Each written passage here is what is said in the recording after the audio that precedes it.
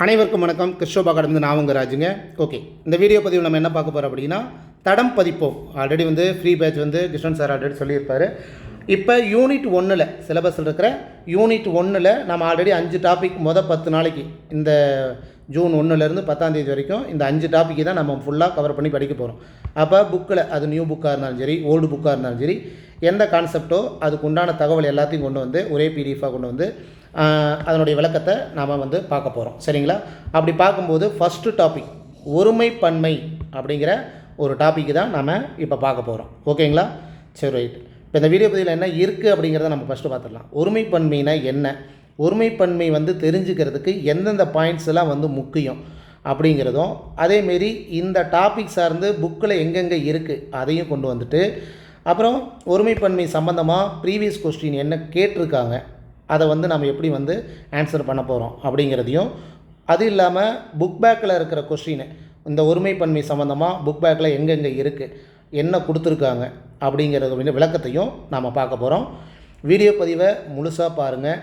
முழுசாக பார்த்ததுக்கப்புறம் இந்த டாபிக் வைஸாக நீங்கள் பார்க்கும்போது ரொம்ப யூஸ்ஃபுல்லாக இருக்கும். இல்லை வீடியோ பதிவில் அப்பப்போ பாயிண்ட் சொல்லும்போது ஒரு நோட்ஸ் எடுத்து இந்த டாபிக் நேம் எழுதி இதெல்லாம் முக்கியமான பாயிண்ட்ஸு அப்படின்ட்டு நோட் பண்ணி வச்சுக்கோங்க. கடைசியாக உங்களுக்கு ரிவைஸ் பண்ணும்போது ரொம்ப யூஸ்ஃபுல்லாக இருக்கும். சரிங்களா? சரி, ரைட். வீடியோ பதிவுக்குள்ளே போகலாங்களா? ஓகே, முதல்ல ஒருமைப்பன்மைனா என்ன அப்படிங்கிறத நம்ம புத்தக தகவல் பிரகாரம் நம்ம பார்க்கலாம். ஒருமைனா என்னங்க? 1. பன்மைனா என்ன? ஒன்றுக்கு மேற்பட்டது, 2, 3, 4 அந்த மாதிரி நிறையா இருக்கிறது தான் பன்மை அப்படின்னு சொல்கிறது தான். அதை தான் சொல்லியிருப்பாங்க. ஒருமை என்பது ஒன்றை மட்டும் குறிப்பது. ஒருமையில் தொடங்கும் ஒரு தொடரின் முடிவு ஒருமையில் தான் முடிய வேண்டும் அப்படிங்கிறது என்ன சொல்கிறாங்க. இது நமக்கு தெரியும். இது என்ன பண்ணுவாங்கன்னா, திடீர்னு கூற்று காரணம் அடிப்படையில் கேட்பாங்க. இப்போ இந்த பாயிண்ட்ஸ் நமக்கு தெரியும், ஆனால் இவங்க கொஸ்டின் எப்படி கேட்பாங்க அப்படிங்கும்போது கொஞ்சம் நம்ம யோசிக்கணும். என்ன கேட்பாங்க? கூற்று காரணம் அப்படிங்கிற அடிப்படையில் என்ன பண்ணுவாங்கன்னா, இதை கூற்றாகவும் கொடுத்துட்டு இந்த இடத்துல காரணத்தை என்ன பண்ணுவாங்கன்னா, மரம் சாய்ந்ததுக்கு பதிலாக மரங்கள் சாய்ந்தது அந்த மாதிரி காரணத்தை கொஞ்சம் வித்தியாசமாக கொடுத்து கூற்று கரெக்டாக காரணம் சரியா அப்படிங்கிற மாதிரி கேட்பாங்க. அப்போ நம்ம இந்த எழுத்து வழக்காக இருக்கிற சொற்களை நம்ம ஓரளவுக்கு கவனமாக பார்க்குறது தப்பே இல்லை, அப்படியும் பார்த்துக்கணும். சரிங்களா? இப்போ ஒருமைனா என்ன, பன்மைனா என்ன அப்படிங்கிறது நமக்கு தெரியும். சரி, ரைட்டு. இதில் இந்த ஒருமைப்பன்மையை பொறுத்த வரைக்கும் ஒரு 12 பாயிண்ட்ஸு நான் சொல்கிறேன். இந்த 12 பாயிண்ட்ஸ் உங்களுக்கு தெரிஞ்சுது அப்படின்னா ஒருமைப்பன்மை டாப்பிக்கே அவ்வளோதான். அதை மீறி எக்ஸ்ட்ரா ஏதாவது வருது, தகவல் வருது அப்படின்னா நீங்கள் இந்த 12 பாயிண்ட்ஸை வச்சு ஆப்ஷனை குறைச்சிடலாம். புரியுதுங்களா? அந்த 12 பாயிண்ட்ஸ் என்ன அப்படிங்கிறது நான் ஒன்றா சொல்கிறேன், அதை நோட் பண்ணிக்கோங்க. புத்தகத்தில் இருக்கிற தகவல் ப்ளஸ் எக்ஸ்ட்ரா தகவலும் அடங்கும். இப்போ புக் பேக் கொஸ்டினில் சில இதெல்லாம் கொடுத்துருப்பாங்க, அதையும் நம்ம கையோட பார்த்துடலாம். ஏன்னா நீங்கள் மறுபடியும் புக்ஸ் எடுக்க படிக்கும்போது நீங்கள் டக்குன்னு அதை முடிச்சுட்டு போயிட்டே இருக்கலாம். என்ன சொல்கிறாங்க? இந்த கல், இக்கல், இங்கல், இற்கல் இதுக்கெல்லாம் பன்மை விகுதி எப்படி வரும் அப்படின்னு கேட்குறாங்க. பன்மை விகுதினா இந்த சொற்கள், இந்த எழுத்துக்கள்லாம் சொற்களுக்கு முன்னாடி ஏதாவது பின்னாடி எப்படி வரும் அப்படின்னு கேட்குறாங்க. அப்போ கல் அப்படின்னா கற்கள், இல்லு இர்ரா மாறிடும், பூ பூக்கள். அப்போ இந்த இடத்துல இன்னொரு கான்செப்ட் என்ன வருது? ஓரெழுத்து ஒரு மொழிக்கு பின்னாடி வல்லினம் மிகும் அப்படிங்கிற கான்செப்டும் இதில் அடங்குது. அப்போ நம்ம நோட் பண்ணணும். சரி, ரைட்டு. மரம், மரங்கள் அப்படின்னு வரும். இது நம்ம பொதுவாக தெரிஞ்சுக்கலாம், ஆனால் என்ன வேறு ஒரு கான்செப்ட் வருது அப்படிங்கிறத நம்ம தெரிஞ்சுக்கணும். அதாவது மகரம் நகரமாகி மரங்கள் அப்படின்ட்டு மாறுது. பொதுவாக நம்ம வாழ்த்துக்கள் பேச்சு வழக்கில்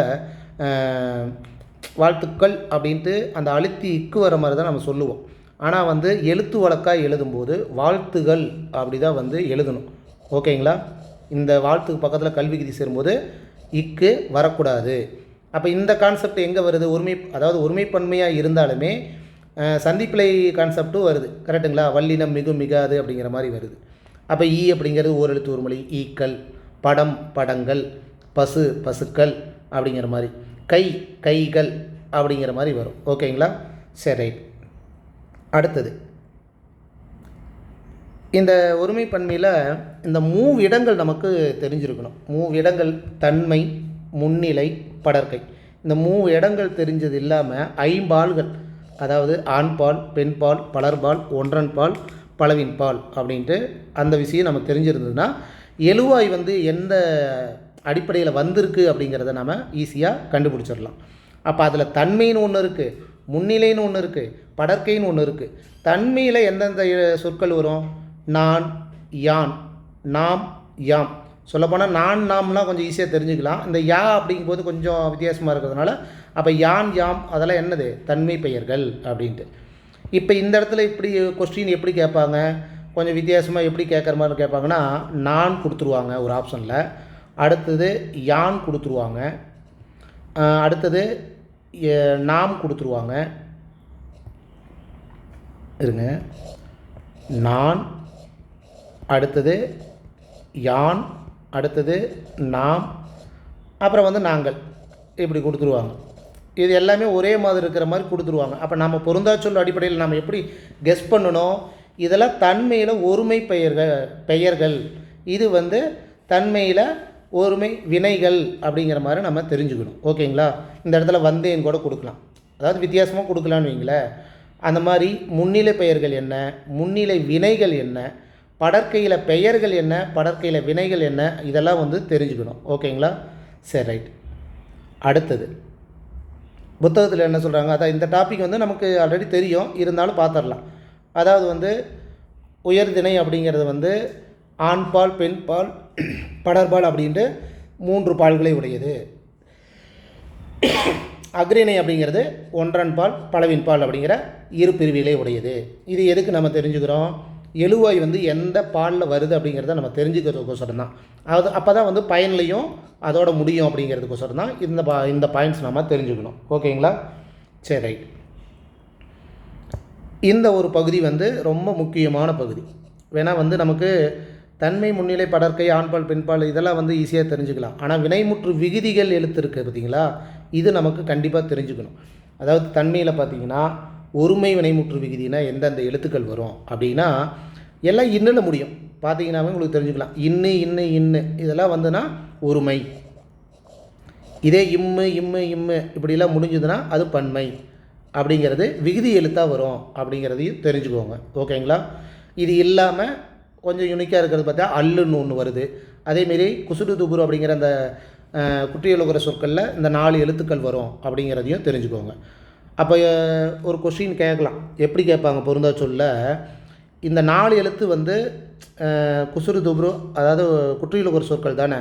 அவங்க என்ன பண்ணுவாங்க? கு, டு, து இந்த 3 எழுத்தை கொடுத்துட்டு சு அப்படின்னு ஒரு எழுத்தையும் கொடுத்துட்டாங்கன்னு வைங்களேன். இதில் பொருந்தாச்சொல் அப்படின்னு ஒன்று கேட்டாங்கன்னு வைங்க. தன்மை, ஒருமை வினைமுற்று விகுதிகளில் பொருந்தாச்சொல் எது அப்படின்னு கேட்டால் கூட நம்ம யோசிக்கணும். இந்த 4 எழுத்து மட்டும்தான் விகுதி எழுத்து, இந்த 6 எழுத்தில் மீதி 2 எழுத்து வராது அப்படிங்கிறதையும் நம்ம தெரிஞ்சுக்கணும். ஓகேங்களா? அந்த மாதிரி வந்து முன்னிலை ஒருமை வினைமுற்று விகுதி, பன்மை வினைமுற்று விகுதி, ஏவலில் ஒருமை வினைமுற்று விகுதி, பன்மை வினைமுற்று விகுதி, இந்த பாயிண்ட்ஸ் வந்து கண்டிப்பாக நீங்கள் எழுதி பார்த்து தெரிஞ்சுக்கணும். சரிங்களா? ஓகே. வீடியோ பதிவு ஸ்பீடாக போகிற மாதிரி இருந்தால் ஆப்ஷனில் ஸ்லோ பண்ணி கூட பார்த்துக்கோங்க. இல்லை நார்மலாக இருக்குது அப்படின்னாலும் அது உங்கள் விருப்ப பிரகாரம் பார்த்துக்கோங்க. சரிங்களா? மெயினாக வந்து மொபைலை ரொட்டேட் பண்ணி ஜூம் ஆப்ஷனில் பார்த்துக்கோங்க. சரி, ரைட். இந்த 12 பாயிண்ட்ஸ் சொன்னோம் பார்த்தீங்களா, ஒருமை பன்மையை பொறுத்த வரைக்கும் 12 பாயிண்ட்ஸ் முக்கியம் அப்படின்ட்டு. அதில் மொதல் 8 பாயிண்ட்ஸை சொல்கிறேன், மீதி 4 பாயிண்ட்ஸை இதோடையே சேர்த்து நான் உங்களுக்கு சொல்கிறேன். ஃபஸ்ட்டு பாயிண்ட் என்ன சொல்கிறாங்கன்னா, உயர்திணை எழுவாய் உயர்திணை பயனிலை பெற்று வரும். அதே போன்று அக்ரிணை எழுவாய்க்கு பின் அக்ரிணை வினைமுற்றே வர வேண்டும். என்ன சொல்கிறாங்க? ஒரு வாக்கியமானது எழுவாய் இருக்கும், செயல்படு பொருள் இருக்கும், பயனிலை இருக்கும். இந்த எழுவாய் வந்து உயர்திணையாக இருக்குது அப்படின்னா, உயர்திணைனா என்ன? ஆண்பால், பெண்பால், பலர்பால் இந்த 3 இருக்குது அப்படின்னா அதற்குண்டான பயனிலை தான் வரணும். ஆண்பாலாக இருந்தால் ஆண்பால், பெண்பாலாக இருந்தால் பெண்பால் அப்படிங்கிற மாதிரி. இதே அக்ரிணையாக இருந்தது அப்படின்னா அக்ரிணைக்கு உண்டான பயனிலை தான் வரணும் அப்படிங்கிறது தான் ஃபஸ்ட்டு பாயிண்ட். புரியுதுங்களா? இதனுடைய எக்ஸாம்பிள் வந்து பின்னாடி இருக்குது, அப்போ வந்து இன்னும் கொஞ்சம் ஈஸியாக புரியும். இந்த பாயிண்ட்ஸ் முதல்ல தெரிஞ்சுக்கலாம் என்ன சொல்கிறாங்க அப்படிங்கிறது. ரெண்டாவது பாயிண்ட் என்ன சொல்கிறாங்க? எழுவாய் ஐம்பால்களுள் எதில் உள்ளதோ, அதான் ஆண்பாலாக இருந்தால் ஆண்பால், பெண்பாலாக இருந்தால் பெண்பால், பலர்பாலாக இருந்தால் பலர்பால், ஒன்றன்பாலாக இருந்தால் ஒன்றன்பால், பலவின்பாலாக இருந்தால் பலவின்பால், அதற்குண்டான வினைமுற்று தான் வரணும் அப்படிங்கிறதான் கணக்கு. ஓகேங்களா? மூணாவது பாயிண்ட்ஸ் என்ன சொல்கிறாங்க? கல்விகுதி பெற்ற எழுவாய் வினைமுற்றிலும் கல்விகுதி பெறும். அதே போன்று அருவிகுதி பெற்ற எழுவாய் வினைமுற்றிலும் அருவிகுதியே தான் வரணும். அதாவது எழுவாயில் வந்து மாணவர்கள் அப்படின்ட்டு ஆரம்பிக்குது அப்படின்னா அதனுடைய பயனிலை வந்து கல்லில் தான் முடியணும். இப்போ மாணவர்கள் தேர்வு எழுதினார்கள் அப்படி தான் வந்து இலக்கண பிரகாரம் கரெக்ட். அதேமாரி மாணவர் மாணவர் அப்படின்னு அருவிகுதியில் அது அருள ஸ்டார்ட் ஆச்சு அப்படின்னா அருளில் தான் முடியணும். அப்போ எழுதினர், புரியுதுங்களா? எழுதினர் அந்த மாதிரி அருளில் தான் முடியணும் அப்படிங்கிறது தான் அந்த பாயிண்ட்ஸோட கணக்கு. ஒரு சில டைமில் எக்ஸாமில் வந்து கல்விகுதியில் ஆரம்பித்து மாணவர்கள் எழுதினர் அப்படின்ட்டு அருவிகுதியில் கூட கொடுத்துருப்பாங்க. மீதி ஆப்ஷனில் கல்விகுதி முடியாத மாதிரி கூட கொடுத்துருப்பாங்க. அந்த இடத்துல நீங்கள் இதை சூஸ் பண்ணலாம், தப்பு கிடையாது. ஆனால் இலக்கண பிரகாரம் கல்விகுதி ஆரம்பித்தா கல்விகுதி தான் முடியணும், அருவிகுதி ஆரம்பித்தா அருவிகுதி தான் முடியணும், ஒருமை பன்மையை பொறுத்த வரைக்கும். புரியுதுங்களா? சரி, 4வது பாயிண்ட், எழுவாய் ஒருமையாயின் வினைமுற்றும் ஒருமையாகவே இருக்க வேண்டும். அதாவது எழுவாய் ஒருமையாக சிங்குலராக இருந்தால் சிங்குலராக முடியணும், பன்மையாக இருந்தால் பன்மையாக முடியணும் அப்படிங்கிறது தான் கணக்கு. ஓகேங்களா? அதுக்கு வந்து விகுதி எழுத்து நம்ம தெரியுமில்ல, ஒருமைக்கே உண்டான விகுதி எழுத்து கு து டு ரு அப்படிங்கிற மாதிரி வரும். பன்மைக்கே உண்டான எழுத்து வந்து நா வை அப்படிங்கிற மாதிரி முடியும். அதுக்கு தான் வந்து அந்த வினைமுற்று விகுதி எழுத்துக்கள் நமக்கு தெரிஞ்சிருக்கணும் அப்படிங்கிறது. சரி, ரைட். தொடரில் காலத்தை உணர்த்தும் குறிப்பு சொற்கள் இருப்பின், அதாவது எழுவாய் வந்து ஒரு நிகழ்காலமா இல்லை இறந்த காலமா இல்லை வந்து எதிர்காலமா அப்படிங்கிற காலத்தை எந்த காலத்தை உணர்த்தோ அதற்குண்டான காலத்துக்குண்டான வினைமுற்று தான் வரணும் அப்படிங்கிறதான் 5வது பாயிண்ட். ஓகேங்களா? 6வது பாயிண்ட் என்ன சொல்கிறாங்க, கூறியது கூறல் ஒரே தொடரில் இடம்பெறக்கூடாது. அதாவது ஒரு பள்ளிக்கூடம் ஒன்று இருந்தது அப்படின்னு இருக்குன்னு வைங்களேன். இங்கே எழுதுகிறேன், ஒரு பள்ளிக்கூடம் ஒன்று இருந்தது அப்படின்னு இருக்குன்னு வைங்க. அப்போ இங்கேயும் ஒரு பள்ளிக்கூடம் தான் ஒன்றுன்னு சொல்லிட்டாங்க, இங்கேயும் ஒன்றுன்னு சொல்கிறாங்க. இந்த மாதிரி தேவையில்லை. ஒரு பள்ளிக்கூடம் இருந்தது அப்படி சொல்லலாம், இல்லை பள்ளிக்கூடம் ஒன்று இருந்தது. அப்போ சொன்ன வார்த்தையே திரும்ப கூற தேவையில்லை அப்படிங்கிறது தான் இந்த பாயிண்ட்ஸ். ஓகேங்களா? 7வது பாயிண்ட் என்ன சொல்கிறாங்க, வாக்கியத்தில் உயர்திணை அக்னிணை பெயர்கள் கலந்து வந்தால் சிறப்பு கருதியின் உயர்திணை பயனிலை கொண்டும் இழிவு கருதியின் அக்னிணை பயனிலை கொண்டும் அந்த வாக்கியத்தை முடிக்கணும் அப்படிங்கிறாங்க. இப்போ ராஜும் மாடும் குளத்தில் அப்படின்னு இருக்குது. இந்த லாஸ்ட்டாக வந்து எதை முடிக்கிறதுங்கிறது ஒரு கன்ஃபியூஸ் ஆகும். இப்போ ராஜு மாடும் குளித்தன அப்படின்னா அது இழிவுபடுத்துகிற மாதிரி. அப்படி இழிவுபடுத்துகிற மாதிரி இருந்தால் அக்ரிணைக்கு உண்டான பயனிலை பயனிலை என்ன வரும், குளித்தன. 2 பேர் அப்படிங்கும்போது பன்மை, அப்போ குளித்தன அப்படி தான் வரணும் அப்படிங்கிறாங்க. இதே வந்து சிறப்பு கருதி அந்த வாக்கியம் வந்து சிறப்பாக இருக்குது அப்படின்னா உயர்திணைக்கு உண்டான பயனிலை தான் எழுதணும் அப்படிங்கிறதான் இந்த பாயிண்ட்ஸ். அது எக்ஸாம்பிளோடு சொல்லும்போது இன்னும் கொஞ்சம் ஈஸியாக புரியும். பாயிண்ட்ஸை நோட் பண்ணிக்கோங்க. 8வது பாயிண்ட், உயர்திணை அக்ரிணை பெயர்கள் விரைவி வந்தால் மிகுதி பற்றி ஒரு திணைவினை கொண்டு முடித்தல் வேண்டும். அது என்னது, இப்போ எழுவாயில் வந்து மாறன் இருக்குது, அப்புறம் மீதி எல்லாமே படகு, மரம், செடி கொடி அப்படின்ட்டு எல்லாமே அக்ரிணையாக இருக்குது. உயர்திணை ஒன்று தான் இருக்குது, அக்ரிணை நிறையா இருக்குது. இந்த இடத்துல நம்ம எதை கடைசியாக பயன்படுத்தணும், இது எது அதிகமாக இருக்கோ, உயர்திணை அதிகமாக இருந்தால் உயர்திணைக்கு உண்டான விகுதி, அக்ரிணை அதிகமாக இருந்தால் அக்ரிணைக்கு உண்டான விகுதி, அதாவது பயனிலை அப்படி தான் முடிக்கணும் அப்படிங்கிறது தான் இந்த 8வது பாயிண்ட்ஸ். ஓகேங்களா? இந்த 8 பாயிண்ட்ஸுமே ரொம்ப முக்கியம். அது இல்லாமல் 9வது பாயிண்ட்ஸ் என்ன நான் சொல்கிறேன் அப்படின்னா, ஒருமை பன்மைனா என்ன, அந்த 5 ஆள்கள் என்ன, மூவிடங்கள் என்ன அப்படிங்கிறது 9வது பாயிண்ட்ஸ். இது வந்து 9வது பாயிண்ட்ஸ். 10வது பாயிண்ட்ஸ் என்ன அப்படின்னா இதுதான், அதாவது விகுதி எழுத்து கண்டிப்பாக உங்களுக்கு தெரிஞ்சிருக்கணும். ஒருமைக்கே உண்டான விகுதி எழுத்து, பன்மைக்கே உண்டான விகுதி எழுத்து. 11, 12 பின்னாடி நான் சொல்கிறேன், அந்த பகுதி வரும்போது சொல்கிறேன், நோட் பண்ணிக்கோங்க. சரி, ரைட். இப்போ இதை சார்ந்த எக்ஸாம்பிளை பார்க்கும்போது கொஞ்சம் ஈஸியாக புரியும், பார்த்துடலாம். தங்கை வருகிறது. தங்கைங்கிறது என்ன, பெண்பால். அப்போ என்ன வரணும், பெண்பாலில் தான் முடியணும். அப்போ தங்கை வருகிறாள். புரியுதுங்களா? அந்த இப்போ 10 பாயிண்ட்ஸ் சொன்ன பார்த்தீங்களா, அந்த 10 பாயிண்ட்ஸில் ஒன்றா வரும். அந்த 2 பாயிண்ட்ஸ் என்ன அப்படின்னா எதிர்மறை வினைகள் வரும், அதை நான் சொல்கிறேன். தம்பி அப்படிங்கிறது என்ன, ஒரு ஆண்பால். அப்போ வந்தான் அப்படின்னு தானே முடியணும். வந்தார் அப்படின்னா வந்து பலர்பாடாயிடும். புரியுதுங்களா? அப்போ இதுவும் வந்து அந்த பாயிண்ட்ஸில் அடங்குதா? அடுத்தது மாணவர்கள் எழுதினர். இது நாம் பேச்சு வழக்கா இல்லை வாக்கியமாக பார்க்கும்போது ஓகே தான். ஆனால் இலக்கண பிரகாரம் என்ன சொல்கிறாங்க? ஒருமை பன்மையில் கல்விகுதியில் ஆரம்பித்தா கல்விகுதியில் தான் முடியணும். அப்போ மாணவர்கள் எழுதினார்கள். புரியுதுங்களா? மாணவர் எழுதினர் அப்படிங்கிற மாதிரி தான் வரணும். அது மரியாதை நிமித்தமாகிடும். இப்போ பாருங்கள், ஆசிரியர் அப்படிங்கும்போது அருள் ஆரம்பிச்சிருக்கா? அப்போ அருளில் தானே முடியணும். ஆசிரியர் பலர் வந்தனர், அருளில் முடியுது. புரியுதுங்களா? அடுத்தது மங்கையர்க்கரசியார். மங்கையர்க்கரசியார் அப்படிங்கிறது இது ரெண்டு விதமாக எடுத்துக்கலாம். ஒன்று, இது ஆர் அப்படி, அதாவது அரு இல்லைனா ஆறில் தொடங்குது. அப்போ முடிகிறது என்ன வரணும்? அரு இல்லை ஆறில் தான் முடியணும் அப்படிங்கிற கான்செப்டுக்கு எடுத்துக்கலாம். இன்னொன்று வந்து மங்கையர்க்கரசிங்கிறது ஒரு பேர். மங்கையர்க்கரசியார் அப்படிங்கும்போது ஒரு மரியாதை நிமித்தமாக சொல்கிறதுனால அது பன்மைக்கே உண்டானது அப்படிங்கிறத நம்ம எடுத்துக்கணும். சரிங்களா? மரியாதை நிமித்தமாக சொல்கிறதுனால பன்மைக்கே உண்டானது அப்படின்னு எடுத்துக்கணும். அடுத்தது இந்த சாப்டர் எல்லாமே வந்து எதிர்மறை வினைகள் அப்படின்னு ஒன்று வரும். ஒரே நிமிஷம்.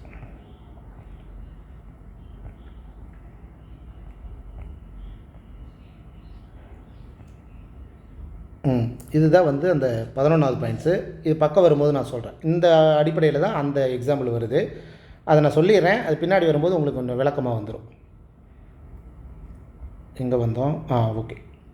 அதாவது என் எழுதுகோல் இதுவன்று அப்படின்னா ஒருமையில் வரும்போது அன்று வரணும், பன்மையில் வரும்போது அல்ல வரணும் அப்படிங்கிற கான்செப்ட் பிரகாரம் எழுதுகோல் அப்படிங்கிறது ஒருமை தானே, ஒரே ஒரு எழுதுகோல் தானே பேனா.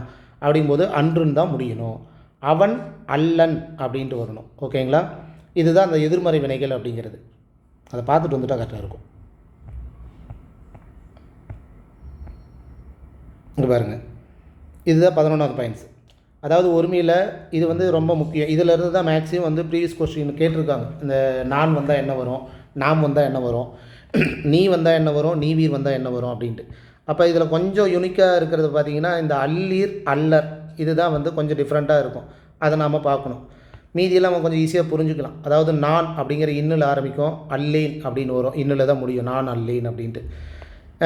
நாம் அல்லோம் அப்படின்ட்டு வரும். நீ அப்படிங்கிறது அல்லேன் தான் முடியணும். இது எல்லாமே எதிர்மறை வினைகள், அதாவது எதிர்மறை சொற்கள் அப்படின்னு சொல்லுவாங்க. ஓகேங்களா? நீவீர் அப்படின்னா அல்லீர் அப்படின்னு அர்த்தம். இப்போ ஒரு இடத்துல வந்து இப்போ நீவீர் அல்லீர்னு கொடுத்துட்டாங்கன்னு வைங்களேன். இப்போ நீங்கள், நீங்கள், எல்லாரும் அப்படின்னு ஒரு வாக்கியம் இருக்குன்னு வைங்களேன். இது கரெக்டாக தப்பா அப்படின்னு கேட்டால் தவறு. நீங்கள் எல்லீரும் அப்படின்னு தான் எழுதணும். எழுதும்போது எப்படி எழுதணும்? எல்லீரும் அப்படின்னு தான் எழுதணும், தெரிஞ்சுக்கோங்க. அடுத்தது என்ன சொல்கிறாங்க? ஆண்பாலில் அவன் வந்தால் அல்லன், அவள் வந்தால் அல்லல், அவர் வந்தால் அல்லர், அவர் வந்தால் அல்லர், பலர்பாலில் அல்லர் தான் முடியணும். இதுவும் அதேமாரி தெரிஞ்சுக்கணும். இந்த ஒரு வேறுபாடு மாதிரி உயிரெழுத்துக்கு முன்னாடி என்ன வரணும்? அஃது அப்படிங்கிறது வரணும்.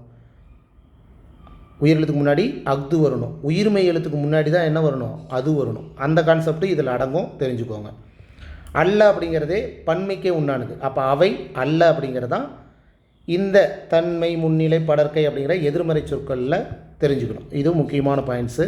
இந்த முக்கியமான பகுதி இதுவும் நோட் பண்ணி வச்சுக்கோங்க. 12வது பாயிண்ட்ஸ் நான் கீழே இருக்குது, நான் சொல்கிறேன். சரி, இப்போ நம்ம அந்த எடுத்துக்காட்டை பார்த்தா கொஞ்சம் புரியும். ஓகே. இப்போ அவன் வந்தால் என்ன வரும்? அவன் அல்லன் அப்படி தானே வரணும் எதிர்மறை சொற்களில். அப்போ இது இப்படி தான் வரணும். அடுத்தது உடைகள் அப்படிங்கன்னா என்னது? ஆக்சுவலாக கிழிந்து விட்டன. அதாவது உடைகள் அப்படிங்கிறது பன்மை ஆகிடுது. பன்மைனா என்ன வரணும்?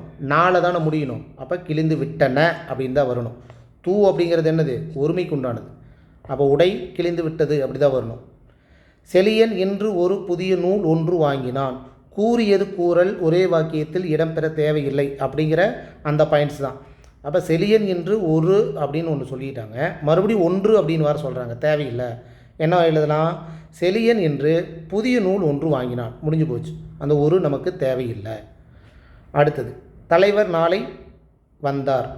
இந்த அதாவது இந்த வாக்கியத்தில் காலத்திற்கேற்ற வினைச்சொற்கள் வருது அப்படின்னா அப்படின்னு ஒரு பாயிண்ட்ஸை பார்த்தோம் இல்லைங்களா? அப்போ என்ன சொல்கிறாரு? தலைவர் நாளை அப்படின்னா என்னது? நாளை வருவார் அப்படின்னு தான் வரணும். புரியுதுங்களா? நேற்று அப்படின்னு வந்தால் தான் வந்தார்னு வரணும். இன்று அப்படின்னா வருகிறார். இதுதான் அந்த காலத்திற்கேற்ற பயனிலை முடியணும் அப்படிங்கிறது தான் இந்த பாயிண்ட்ஸ். ஓகேங்களா? சரி, ரைட். அடுத்தது, ஆமைகள் வேகமாக ஓடாது. ஆமைகள் வேகமாக ஓடா. இதில் வந்து நிறைய பேருக்கு ஒரு கன்ஃபியூஸ் இருக்கும். இது கொஞ்சம் நிறைய இடத்துல வந்து டவுட்டாகவே இருக்கும். அப்போ நாம் வந்து ஃபஸ்ட்டு எழுவாயை நம்ம பார்க்கணும். ஆமைகள் அப்படிங்கிறது என்ன? பன்மை, கரெக்டுங்களா? நிறைய ஆமை அப்படின்னு அர்த்தம். அப்போ பன்மைக்கே உண்டான விகுதி எழுத்து எதில் முடியணும்? ஒன்று நாளை முடியணும், இல்லை வை இந்த இதில் முடியணும். இங்கே தூ முடிஞ்சிருக்கு. அப்போ இது ஒருமை ஆயிடும்ல. அப்போ இது தவறு. சரி, அப்போ ஓடான அப்படின்னு எழுதலாமானா தேவையில்லை. ஓடா அப்படின்னு ஈர்கட்ட எதிர்மறை பெயரெச்சம் அப்படிங்கிற கான்செப்டில் எழுதிட்டீங்க அப்படின்னாலும் ஓடாது தான். ஆனால் தூ அப்படிங்கிறது எழுதக்கூடாது, அது உரிமையாக போயிடும் அப்படிங்கிறது தான் இந்த பாயிண்ட்ஸ். புரியுதுங்களா? ஆமைகள் வேகமாக ஓடா அப்படின்னு தான் நம்ம எழுதணும். அதுதான் கரெக்டான எழுத்து வடிவம். தூ போட்டுட்டா ஒருமையாயிடும், அதனால தான். அடுத்தது, நதிகள் தோன்றும் இடத்தில் சிறியதாய் இருக்கும். இதுவும் ஒரு சில டவுட் இருக்கும். சிறியதாய் சிறியனவாய் எப்படி சார் நான் தெரிஞ்சுக்கிறது அப்படின்னா, நதிகள் அப்படின்னா என்னது? பன்மை தானே. பன்மைனாவே மேக்சிமம் நாலு தானே முடியணும். அப்போ சிறியது அங்கே தூ வருது, சிறியன அங்கே நா வருது. அப்போ எது வரும்? நதிகள் அப்படிங்கிறது பன்மை, அப்போ சிறியன அப்படிங்கிறது தானே வரணும். அந்த பிரகாரம் நம்ம இதை எடுத்துக்கணும். ஓகேங்களா? அப்போ நதிகள் தோன்றும் இடத்தில் சிறியனவாய் இருக்கும், அவ்வளோதான். அடுத்தது, தலைவர் தன் தொண்டர்களுக்கு நன்றி கூறினார் அப்படின்னு கொடுத்துருக்காங்க. இங்கே அருளில் ஸ்டார்ட் ஆகிடுச்சு, அருளில் முடிஞ்சிருச்சு, அது பிரச்சனை கிடையாது. இங்கே என்ன சொல்கிறாங்கன்னா, தலைவர் அப்படின்னு மரியாதை நிமித்தமாக இருக்கிறதுனால அது பன்மைக்கே உண்டானது. அப்போ பன்மைக்கே உண்டான இந்த விகுதி எழுத்து நம்ம பார்த்தோமா? ஒருமைக்கே உண்டான விகுதி எழுத்து நம்ம பார்த்தோமா? ஒருமைக்கே உண்டானது இன்னுன்னு முடியுமா? பன்மைக்கே உண்டானது இம்முன்னு முடியுமா? அப்போ என்ன வரணும்? அந்த பிரகாரம் தம், இந்த மாதிரி இடத்துல தான் நம்ம அந்த விகுதி எழுத்தை நம்ம யூஸ் பண்ணணும். ஓகேங்களா? அப்போ தலைவர் மரியாதை நிமித்தமாக இருக்கிறதுனால தம் தொண்டர்களுக்கு நன்றி கூறினார் அப்படின்னு தான் நம்ம எழுதணும். இந்த கடைசி பாயிண்ட்ஸ் நான் ஒன்று சொன்னேன் பார்த்தீங்களா? அதாவது 11 பாயிண்ட்ஸ் சொல்லிட்டீங்க, இன்னும் ஒரு பாயிண்ட்ஸ் இருக்குது அப்படின்ட்டு. இந்த 12வது பாயிண்ட்ஸ் என்ன அப்படின்னா, ஒருமைக்கே உண்டான சொற்கள் அப்படின்னு சில சொற்கள் இருக்குது, பன்மைக்கே உண்டான சில சொற்கள் இருக்குது. அப்போ நீங்கள் நோட்டில் ஒருமை பன்மைன்னு போட்டு அந்த சொற்களை எழுதணும். அது எந்தெந்த சொற்கள்? ஒருமைக்கே உண்டானது ஒவ்வொரு, ஒவ்வொரு அப்படிங்கிற ஒரு சொல் வந்தது அப்படின்னா அது ஒருமைக்கே உண்டானது. எந்த அப்படின்னு வந்ததுன்னா அது ஒருமைக்கே உண்டானது. பன்மைக்கு என்னென்ன வரும்? எல்லா அப்படின்னு வந்ததுன்னா அது பன்மைக்கே உண்டானது. பல சில அப்படிங்கிறதும் அக்ரிணைக்கு உண்டானது தான், அதுவும் வந்து பன்மைக்கு வரும். அப்போ இதுதான் வந்து 12வது பாயிண்ட்ஸ். ஓகேங்களா? ஒருமைக்கே உண்டான சொற்கள், பன்மைக்கே உண்டான சொற்கள் என்ன எது அப்படின்னு நமக்கு தெரிஞ்சிருக்கணும். அப்போ ஒவ்வொரு அப்படிங்கிறது ஒருமைக்கே உண்டானதுனால என்ன வரணும்? ஒவ்வொரு ஊரிலும் அப்படி தான் வரணும், அவ்வளோதான். புரியுதுங்களா? அடுத்தது, தொல்காப்பியம் என்ற இலக்கண நூல், தொல்காப்பியம் எனும் இலக்கண நூல். சரி, இதை எப்படி நான் தெரிஞ்சுக்கிறது அப்படின்னா, இந்த என்ற எனும் இதை எங்கே பயன்படுத்தணும் அப்படின்ட்டு ஒரு டவுட் இருக்கும். இந்த என்ற அப்படிங்கிறது வந்து ஆல்ரெடி முடிஞ்சு போயிருக்கும், இப்போ இருக்காது. அதாவது நிகழ்காலத்தில் வந்து இருக்காது.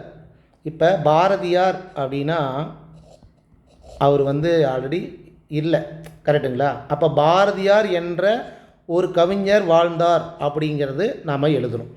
இப்போ தொல்காப்பியம், திருக்குறள், இப்போ திருவள்ளுவர் அப்படின்னா என்றன்னு போடலாம், திருவள்ளுவர் என்ற ஒரு அப்படி போடலாம். ஆனால் திருவள்ளுவர் எழுதிய திருக்குறள் அப்படின்னா அந்த நூல் மறைஞ்சாலுமே இன்னமும் நாம் பயன்படுத்திகிட்டு இருக்கிறோம், இந்த காலத்துலேயும் நாம் படிச்சுட்ருக்குறோம். அந்த மாதிரி இடத்துல எனும் அப்படிங்கிறத தான் நம்ம யூஸ் பண்ணணும். அப்போ தொல்காப்பியம் மறைஞ்சு போனாலுமே இன்னும் நம்ம பயன்படுத்திகிட்டு இருக்கிறதுனால எதை நம்ம யூஸ் பண்ணணும்? எனும் அப்படிங்கிறது தான் பயன்படுத்தணும். உங்களுக்கு புரியுதுங்களா?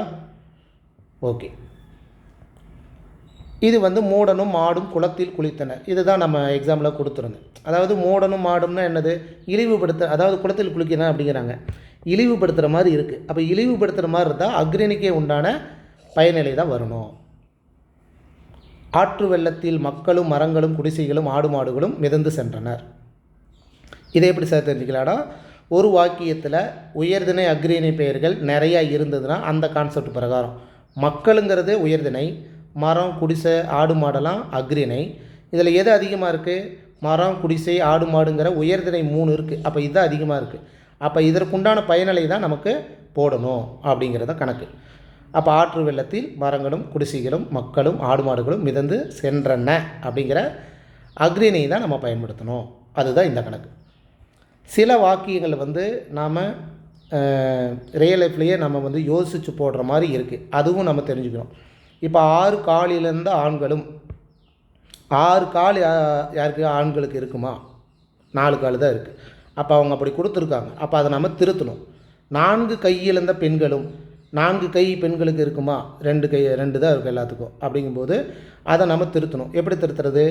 கால் இழந்த 6 ஆண்கள் அல்லது ஆண்கள் 6 அப்படிங்கிற மாதிரி, கையிழந்த பெண்கள் 4 இப்படிங்கிற மாதிரி நம்ம திருத்தணும். ஓகேங்களா? சரி, ரைட். அடுத்தது ஒருமை பன்மையில் என்ன சொல்கிறாங்கன்னா, இந்த உயர்தனை பன்மை பெயர்கள் வந்து இந்த கல்விகிதி பெற்று வரும். எப்படின்னா 2 மனுஷன் அப்படின்னு நம்ம சொல்ல மாட்டோம், 2 மனிதர்கள். இது வந்து பிரச்சனை கிடையாது. ஆனால் அக்ரிணை பன்மை பெயர்களை வந்து இந்த கல்விகிதி தேவையில்லை, 10 தேங்காய் 8 தொகை 10 பாட்டு இப்படி தான் நம்ம சொல்கிறோம். 10 தேங்காய்கள் 8 தொகைகள் முக்கணிகள் அப்படின்ட்டு அது தேவையில்லை, அந்த கல்விகிதி சேரணுன்னு அவசியம் இல்லை அப்படிங்கிறது ஒரு கான்செப்டை தெரிஞ்சுக்கோங்க. ஓ அப்படிங்கிற மாதிரி தெரிஞ்சுக்கோங்க, அவ்வளோதான். இது நம்ம இப்போ பார்த்தோம் இல்லையா, ஒவ்வொரு அப்படிங்கிறது என்னது? ஒருமைக்கே உண்டானது அப்படிங்கும்போது. அப்போ ஒவ்வொரு அப்படின்னு ஒரு வாக்கியத்தில் வந்ததுன்னா அதுக்கப்புறம் வர சொல் வந்து ஒருமையில் தான் இருக்கணும் அப்படிங்கிறது ஒருமைக்கே உண்டான சொல் அப்படிங்கிறது தெரிஞ்சுக்கோங்க. ஓகேங்களா? எண்ணு பெயர் இதை தான் இப்போ நம்ம பார்த்தோம். பாருங்கள், 8 தொகைகள் நம்ம சொல்ல தேவையில்லை, 8 தொகை அக்ரிணையில் சொல்கிறாங்க, அதுவும் தெரிஞ்சுக்கணும். ஓகேங்களா? உயர்ந்த நிலை கிடையாது. உயர்ந்த நிலை 2 மனிதர்கள் 4 மனிதர்கள் அந்த மாதிரி வந்து சொல்லலாம். ஆனால் அக்ரிணையில் வந்து கல்விகிதி செய்யணும்னு அவசியம் இல்லை அப்படிங்கிறது தான் கணக்கு. 10 பாட்டு 4 மலர் முக்கணி இது எல்லாமே வந்து கல்விகிதி செய்யணும்னு அவசியம் இல்லை அப்படிங்கிறது தெரிஞ்சுக்கோங்க. இது பல சில. இந்த இடம் ஒருமை பன்மையில் எப்படி மாறுபடும் அப்படிங்கிறதையும் நம்ம பார்த்துடலாம். இந்த பல சில அப்படிங்கிற சொல் வந்து அக்ரிணைக்கே உண்டானது அப்படின்ட்டு சொல்கிறாங்க. அப்போ உயர்திணைக்கு வருமா அப்படின்னா, உயர்திணை வரும்போது எப்படி பயன்படுத்தணுங்கிறத நம்ம பார்த்துடலாம். இப்போ எனக்கு பல நண்பர்கள் உள்ளனர் அப்படின்னா நம்ம சொல்லும்போது கரெக்டாக தான் இருக்கிற மாதிரி இருக்கும். ஆனால் இந்த 2 சொல்லுமே வந்து அக்ரிணைக்கே உண்டானதுன்னு சொன்னதுனால முன்னாடி வரக்கூடாது, பின்னாடி தான் வரணும். ஓகேங்களா? உயர்திணை பொறுத்த வரைக்கும். அப்போ எனக்கு நண்பர்கள் பலர் உள்ளனர் அப்படின்னு தான் நம்ம திருத்தி எழுதணும். ஓகேங்களா? நாட்டின் விடுதலைக்காக பாடுபட்ட பல தலைவர்களுள் இது உயர்திணை. பல சிலங்கிறது அக்ரிணைக்கே உண்டானது. அப்போ என்ன பண்ணணும்? தலைவர்கள் பலருள் அப்படின்ட்டு திருத்தி எழுதணும். ஓகேங்களா? பல நண்பர்கள்னால் நண்பர்கள் பலர், சில பெண்கள் அப்படின்னா பெண்களில் சிலர் அப்படிங்கிற மாதிரி தான் திருத்தி எழுதணும். பின்னாடி தான் வரணும், முன்னாடி வரக்கூடாது. ஓகேங்களா? இது வந்து அந்த சொற்கள் சொன்னோம் இல்லையா, அப்போ எல்லா அப்படின்னு ஒரு வாக்கியத்தில் வருது அப்படின்னா அதுக்கப்புறம் வர சொற்கள் என்ன இருக்கணும்? பன்மையாக இருக்கணும். அதுதான் வந்து கணக்கு. அப்போ எல்லா அப்படின்னு வந்தாவே உறுப்பினர்களும் வீடுகளுக்கும் அப்படின்ட்டு பன்மையில் தான் இருக்கணும் அப்படிங்கிறது. இதே எந்த அப்படின்னு வந்ததுன்னா என்ன வரணும்? ஒருமைக்கே உண்டானது. அப்போ எந்த மாணவர்களும் எந்த நாடுகளும் அப்படின்னு வரக்கூடாது, ஒருமைக்கு சொல்லுதான் வரும். பாருங்கள், எந்த புத்தகமும் எந்த நாட்டிலும் அப்படின்ட்டு. ஓகேங்களா?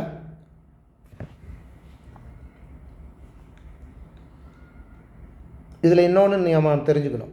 அந்த இந்த எந்த அப்படிங்கிற சொற்களுக்கு பின்னாடி வல்லின மிகுமா அந்த கான்செப்ட் பிரகாரம் இங்கே கசட தபர அப்படிங்கிற எழுத்து வர்றதுனால இப்போ மிகுந்திருக்கு. அப்போ எந்த நாட்டிலும் இங்கே ஏன் மிகலை அப்படின்னா இது கசட தபர எழுத்து கிடையாது, நாவரிசை. அப்போ இந்த இடத்துல அது தேவையில்லை. ஓகேங்களா? ஓகே, இது நாம் பார்த்தோம் எதிர்மறை சொற்கள். இந்த இதில் தான் மெயினாக வந்து கொஸ்டின் கேட்டுட்ருக்காங்க. இந்த டாபிக் ரொம்ப ரொம்ப ரொம்ப ரொம்ப ரொம்ப முக்கியம், தெரிஞ்சுக்கோங்க. இதில் இன்னொன்று நம்ம தெரிஞ்சுக்கணும். வேலுண்டு வினை இல்லை அப்படின்ட்டு முருகனுக்கு சொல்கிற மாதிரி வேறு உண்டு இல்லை. இந்த 3 சொல்லுமே வந்து பார்த்திங்கன்னா தன்மை முன்னிலை படற்கை அதுக்கும் சரி, ஐம்பாலுக்கும் சரி, அது ஆண்பாலாக இருந்தாலும் பெண்பாலாக இருந்தாலும் பலர்பாலாக இருந்தாலும் சரி, ஒன்றான் பலவின்பால் எதுவாக இருந்தாலும் பொதுவான சொல்லு அப்படிங்கிறாங்க. இதை நீங்கள் சொல்லி பார்த்தாவே உங்களுக்கு தெரிஞ்சிடும். இப்போ பாருங்கள், நான் வேறு நீ வேறு இல்லை, அவன் வேறு அப்படிங்கிற மாதிரி, அது வேறு அவை வேறு அப்படிங்கிற மாதிரி எல்லாத்துக்குமே வரும். நான் உண்டு அவன் உண்டு அப்படிங்கிற மாதிரி எல்லா இதுக்குமே வரும், ஐம்பாலுக்குமே வரும். நான் இல்லை அவன் இல்லை.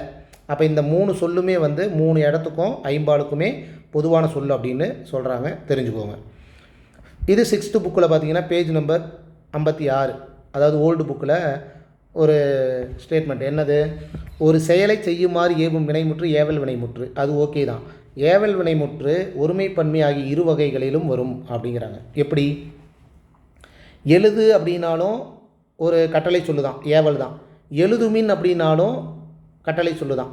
எழுதுமின் அப்படிங்கிறதுக்கு எழுதுங்கள் அப்படின்னு நம்ம பயன்படுத்திகிட்டு இருக்கிறோம். ஆரம்பத்தில் எழுதுமின் அப்படின்னு பயன்படுத்தினாங்க.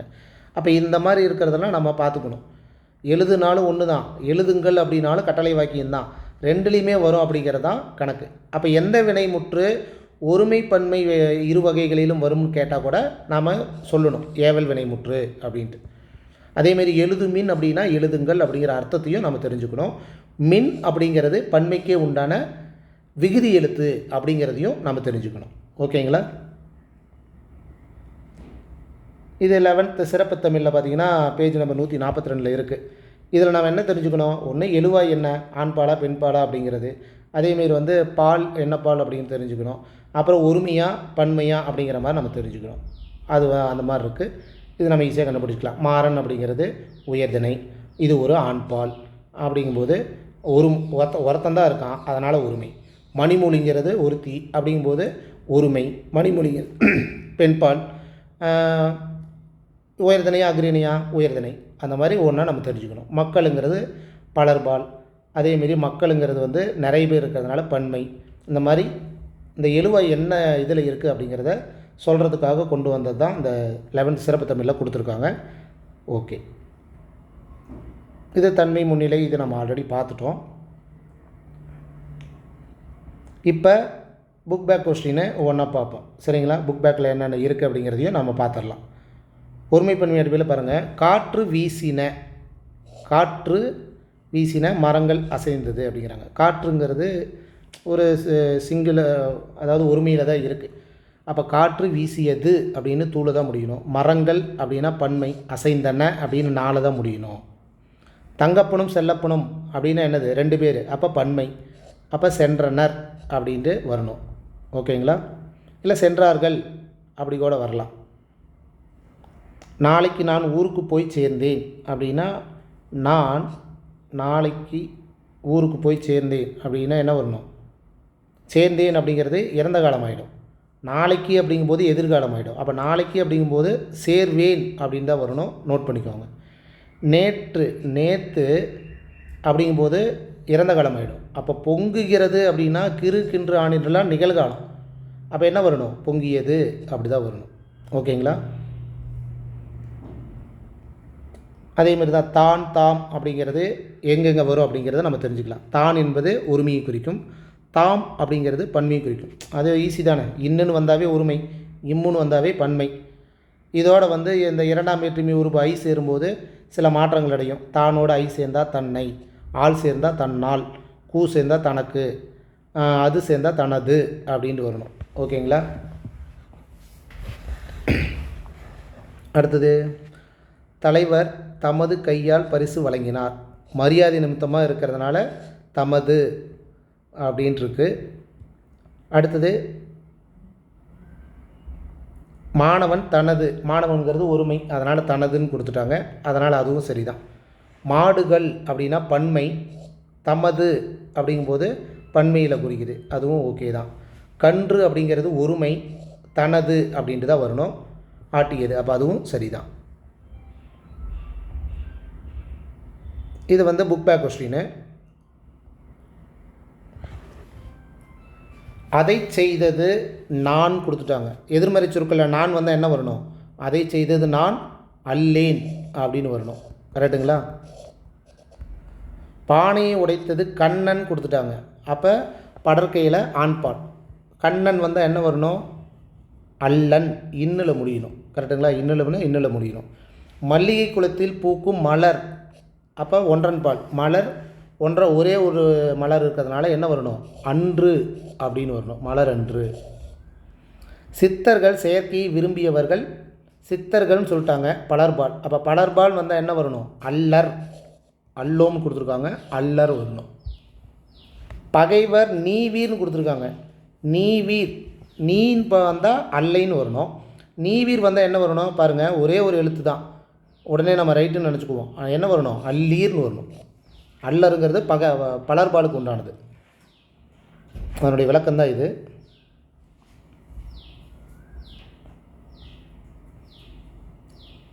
அடுத்தது ஓல்டு புக்கில் இருக்கிற புக் பேக் கொஸ்டின். சிறுமி அப்படின்னு கொடுத்துட்டாங்க. சிறுமிங்கிறது என்ன? சிங்குலர் தானே, ஒருமை தானே. அப்போ என்ன வரணும்?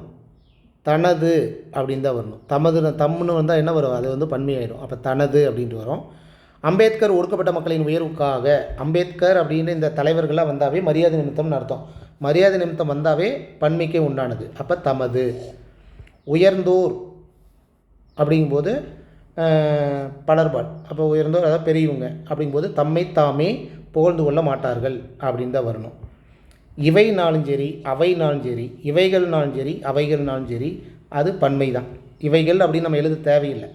ஓகேங்களா? இவை. அப்போ என்ன வரணும்? இவைனா பன்மைங்கிறதுனால இவைதாம் எனக்கு பிடித்த நூல்கள் அப்படின்ட்டு வரணும்.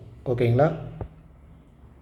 குழந்தைகள் அப்படின்ட்டு பன்மை, நிறைய குழந்தைகள் அப்படின்னு சொல்லிட்டாங்க. அப்போ தம்மால் இயன்ற உதவிகளை பிறருக்கு செய்கின்றனர் அப்படின்ட்டு வரணும்.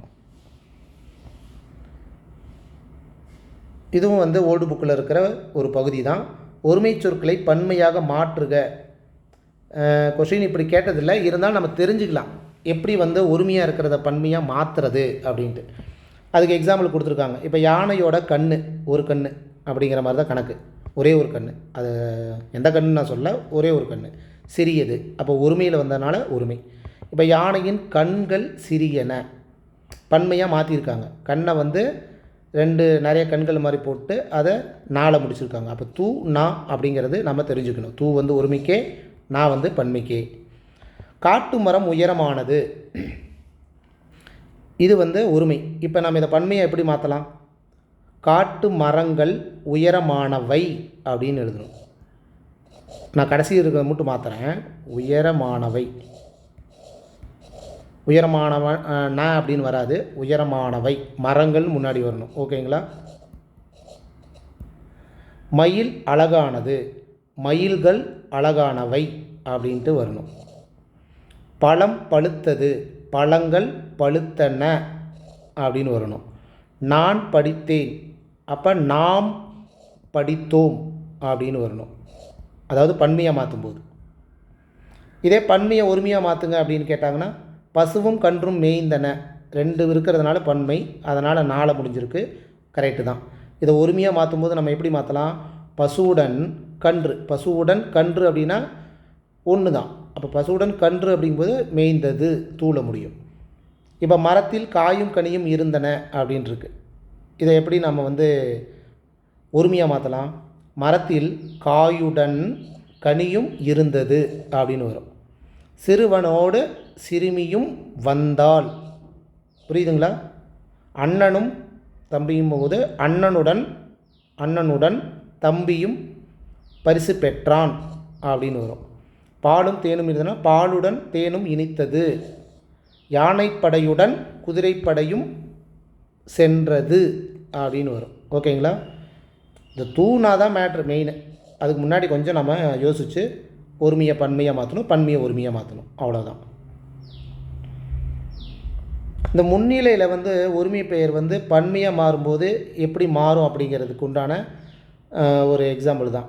அவன் அவள் அப்படின்ட்டு ஒருமையில் இருந்தது அப்படின்னா அது பன்மையாக மாறும்போது அவர்கள் மாறும். அது அப்படிங்கிறது ஒருமை, அதே பன்மையாக மாற்றும்போது அவை. இதே வந்து உயிரெழுத்துக்கு முன்னாடி வந்தால் தான் அஃதுன்னு வரணும், அதுவும் பார்த்துக்கணும். ஒருமையாக இருந்தாலுமே உயிர்மை எழுத்துக்கு முன்னாடி வந்தால் தான் அதுவும் நமக்கு தெரிஞ்சிருக்கணும். தம்பி அப்படிங்கிறது தம்பிமார், தங்கை அப்படிங்கிறது தங்கைமார் அப்படிங்கிறது, அதாவது தம்பிகள் தங்கைகள் அப்படின்னு சொல்கிறோம் இல்லையா, அந்த மாதிரி பன்மையில் வந்து தம்பிமார் தங்கைமார்னும் நாம் எழுதலாம் அப்படிங்கிறதையும் தெரிஞ்சுக்கோங்க. ஓகேங்களா? கண், கண்கள், நரி, நரிகள் அப்படிங்கிற மாதிரி. அப்புறம் இந்த பாயிண்ட் சொன்னேன். அன்று அப்படிங்கிறது ஒருமைக்கும், அல்ல என்பது பன்மைக்கும். எத்தனை அப்படிங்கிறது அளவை குறிக்கும், எத்தனை என்பது கவுண்டை குறிக்கும், எத்துணை என்பது அளவை குறிக்கும் அப்படிங்கிறதையும் நாம் தெரிஞ்சுக்கணும். அப்போ இது பழம் அன்று, ஒரே ஒரு பழம் தான், அதனால் அன்று கொடுத்துருக்காங்க. இவை பழங்கள், இவைனாவே பன்மை, அப்போ அல்ல அப்படின்னு தான் முடியணுங்கிறது தான் இந்த கணக்கு. அப்போ இந்த 2 சொற்களை நம்ம என்ன பண்ணணும்? ஒருமைக்கே உண்டான சொற்கள் அன்று, பன்மைக்கே உண்டான சொல் அல்ல அப்படிங்கிற மாதிரி எழுதி வச்சுக்கணும். சரி, சில எக்ஸாம்பிளை பார்த்துடலாங்களா? இது பிழை திருத்தம் அப்படிங்கிற டாபிக் தான், ஆனால் இதில் வந்து ஒருமை பன்மையை அடங்கும். வண்டிகள் ஓடாது. வண்டிகள் அப்படிங்கிறது பன்மை, அப்போ பன்மைக்கே உண்டான எழுத்து 4 முடியணும். அப்போ ஓடான அப்படி எழுத முடியாது, ஓடா அப்படி எழுதினாலும் அந்த அர்த்தம்தான். அந்த பிரகாரம் நம்ம இப்படி எழுதணும். அவை அப்படிங்கிறது பன்மை, பன்மைக்கே உண்டானது 4 முடியணும், இங்கே தூள முடிஞ்சிருக்கு. அப்போ அவை இங்கே உல அப்படின்னு எழுதலாம். உலனாலும் உலதுன்னு கணக்கு தான், ஆனால் எழுத்து வழக்காக எழுதும்போது தூ போடக்கூடாது. வேணால் இங்கே பன்மையில் ஆரம்பிச்சிருக்கு அந்த கணக்கு பிரகாரம். ஓகேங்களா? அது அப்படிங்கிறது ஒருமை, அப்போ பன்மையில் வந்து எல்லாம் அப்படின்னு கொடுத்துருக்காங்க. அப்போ எல்லா அப்படிங்கிற சொல்லு என்ன வந்து பன்மைக்கே உண்டானது. அப்போ என்ன வரணும்? அவை எல்லாம் அப்படின்னு தான் வரணும். ஓகேங்களா? மக்கள், இந்த இடத்துல ஒரு டவுட் இருக்கும். மக்கள் கிடையாது சார், மக்களுங்கிறது பன்மை, அப்போ கிடையா அப்படின்னு எழுதலாம்ல அப்படின்னா, இந்த வேறு உண்டு இல்லை அப்படி இந்த 3 சொல்ல பார்த்தோம் இல்லைங்களா? அப்போ இந்த இடத்துல அந்த இதை நம்ம யூஸ் பண்ணிக்கணும். மக்கள் இல்லை அப்படின்னு தான் நம்ம எழுதணும். ஓகேங்களா? வருவதும் போவதும் கிடையாது, வருவதும் போவதும் கிடையா, பன்மையாக இருக்கிறதுனால கிடையா அப்படின்னு எழுதணும். ஓகேங்களா? ஏன்னா நம்ம மக்கள் கிடையா அப்படின்னா எப்படி சொல்கிறது? இந்த இடத்துல நீங்கள் கேட்பீங்க, சார் இங்கே மட்டும் கிடையான்னு சொல்கிறீங்க, இங்கே கிடையான்னு யூஸ் பண்ண மாட்டேங்கிறீங்க அப்படின்னா, இது ஆக்சுவலாக வந்து உயர்திணை. மக்களை வந்து நம்ம கிடையாது அப்படின்னு நம்ம பேச்சு வழக்கில் நம்ம சொல்ல மாட்டோம் இல்லையா? அந்த கணக்கு பிரகாரம் நம்ம என்ன சொல்லணும்? மக்கள் இல்லை அப்படின்னு தான் நம்ம எழுதணும். அந்த பிரகாரம் ஒன்றோ அல்லது இரண்டோ, ஒன்றோ அல்லது இரண்டோ. இந்த அல்லது அப்படிங்கிறதுக்கு வந்து இது இல்லைன்னா அது அந்த கணக்கு பிரகாரம் வரணும். ஆனால் எழுத்து வழக்காக எழுதும்போது நோட் பண்ணிக்கோங்க, ஒன்றோ இரண்டோ தருக, ஒன்றோ ரெண்டோ தா அப்படின்னு அர்த்தம். ஓகேங்களா? இது நாம் பார்த்தோம் இல்லைங்களா? என்ற அப்படிங்கிறது, என்னும் அப்படிங்கிறது.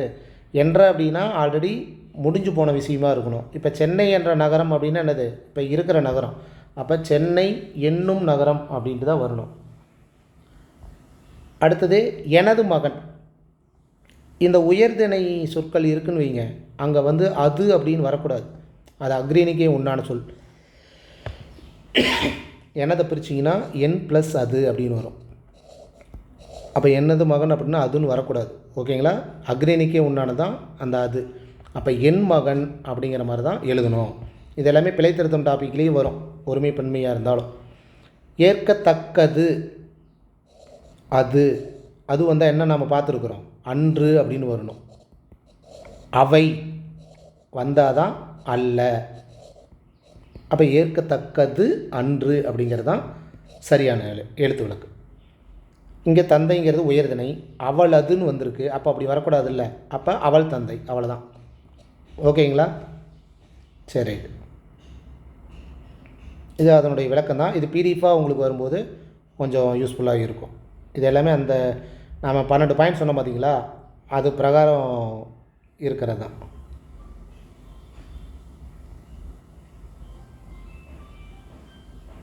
இது வந்து புக் பேக் கொஸ்டின் தான், ஒரு பகுதியாக இருக்கும். இந்த ஒரு வேறுபாடு ஆல்ரெடி நம்ம பார்த்துட்டோம். அப்போ அது அப்படிங்கிறது உயர்திணைக்கு வரக்கூடாது, அப்போ அவர் உடைய மகனோடு அப்படின்னு வரணும். மேற்கொண்டார் அப்படின்ட்டு இக்கு நமக்கு வரக்கூடாது, மேற்கொண்டார் தான் வரணும். அந்த இந்த எந்த அப்படிங்கிற பக்கத்தில் வல்லின மிகுணும், அந்த கான்செப்ட் பிரகாரம் அந்த சுற்றுலா அப்படின்னு வரணும். கண்ட அதை அப்படிங்கும்போது கண்டு அதனை அப்படின்னு தான் வரணும். ஓகேங்களா? கண்டு அதனை கூறவே, இதெல்லாம் வந்து தெரிஞ்சுக்கோங்க. அவர் தான், அவர்னா மரியாதை நிமித்தம், அப்போ அவர் தாம் அப்படின்னு தான் வரணும், அவர் தாம் அப்படின்னு வரணும். ஓகே, ப்ரீவியஸ் கொஸ்டினை கொஞ்சம் பார்க்கலாங்களா, எப்படி கொஸ்டின் கேட்டிருக்காங்க அப்படிங்கிறத நம்ம பார்க்கலாம். இப்போ ஒரு 3 ஆப்ஷனை கொடுத்துட்டு ஒருமை பன்மை பிழையற்ற தொடர் எது அப்படின்னு கேட்குறாங்க.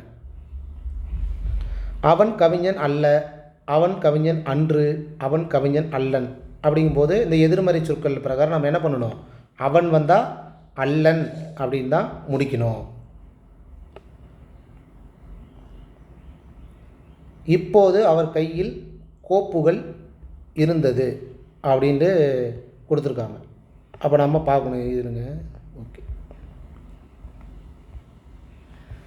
இப்போ எழுவாய் என்ன வருது, அவர்னு வந்திருக்கு, கரெக்டுங்களா? ஓகே, அவர் கையில் கோப்புகள் அப்படிங்கும்போது என்ன வந்திருக்கு, பன்மையில் தான் ஸ்டார்ட் ஆகிருக்கு, நிறையா இருக்குது அப்படின்ட்டு. அப்போ என்ன வரணும், இருந்தன அப்படின்னு வரணும். வயது வந்தோர்க்கும், இந்த உம்முன்னு வந்தாவே பன்மை. நம்ம பார்த்தோம் இல்லையா விகுதி எடுத்து, பெண்களுக்கும் வாக்குரிமை கொடுக்க விட வேண்டும் என அம்பேத்கர் கூறியதை நாளேடுகள், அப்போ என்ன வரணும், பன்மை எழுத்து தானே, கும்மு எல்லாமே. அப்போ என்ன வரணும், புகழ்ந்தன அப்படின்னு வரணும். ஈஸ்ட்மன் என்பார் படச்சுருள் தயாரிக்கும் முறையை கண்டுபிடித்தனர் அப்படிங்கிறாங்க. இப்போ ஈஸ்ட்மன் என்பார் 6ல் ஸ்டார்ட் ஆகிருக்கு, 6ல் முடிச்சிடும் நீங்கள் கேள்வி கேட்கலாம். ஆனால் கண்டுபிடித்தனர் அப்படின்னா அங்கே 2-3 பேர் ஆகிடும். இங்கே ஈஸ்ட்மன் அப்படிங்கிறது ஒருத்தர் தான் சொல்கிறாங்க மரியாதை நிமித்தமாக. அப்போ கண்டுபிடித்தார் அப்படின்னு தான் வரணும். புரியுதுங்களா? 6ல் ஸ்டார்ட் ஆகிருக்கு, 6ல் முடியுது அப்படின்னாலுமே அங்கே ஒருத்தரா 2 பேரா அப்படிங்கிற அந்த வாக்கியம் முடிகிற இடத்த நம்ம பார்க்கணும். கண்டுபிடித்தனர்னா என்ன, 2-3 பேர் கண்டுபிடித்தனர்னு அர்த்தம். இங்கே ஈஸ்ட்மனுங்கிறது ஒரே ஒரு ஆள் தான் சொல்கிறாங்க, அதே மரியாதை நிமித்தமாக சொல்கிறதுனால அங்கே கண்டுபிடித்தார் அதே அரு தான், ஆனால் கண்டுபிடித்தார்னு தான் முடியணும். இயங்குறு படங்களை குழந்தைகள், இங்கே கல்விகுதி ஆரம்பிச்சிருக்கு. அப்போ விரும்பி பார்க்கின்றார்கள் அப்படின்ட்டு கல்விகுதியில் தான் முடியணும். திரையரங்குகளில் திரைப்படம் காட்ட ஒளிபடக் கருவி என்ற கருவி பயன்படுகின்றன அப்படிங்கிறாங்க. திரையரங்குகளில் திரைப்படம் காட்ட ஒளிப்படக் கருவி என்ற கருவி, 2ல் இந்த ஒளி சம்பந்தமாக இருக்கிற ஒரு கருவி, ஒரே ஒரு கருவி தான். புரியுதுங்களா? இங்கே ஒளி 2 கருவி கிடையாது. ஒளிபடக் கருவி அப்படிங்கிற ஒரு கருவி பயன்படுகின்றது அப்படின்னு தான் வரணும். வாக்கியத்தை தெளிவாக நம்ம பார்க்கணும். நமது சமுதாயத்தில் அறிவியலும் தொழில்நுட்பமும் உம்முன்னு வந்துருச்சு, ஆங்காங்கு ஒளிபரப்பும் உம்முன்னு வந்துருச்சு. அப்போ என்ன வரணும், பன்மைக்கு உண்டான விகுதி எழுத்து. பன்மைக்கு உண்டான விகுதி எழுத்து என்ன வரணும், நான் முடியணும். அவ்வளோதான். இன்று பேருந்துகள் ஓடாது, இன்று ஓகே தான், ஆனால் பேருந்துகள் அப்படிங்கும்போது நிறையா இருக்குது. அப்போ பன்மைக்கே உண்டானது அதாவது 4 முடியணும்.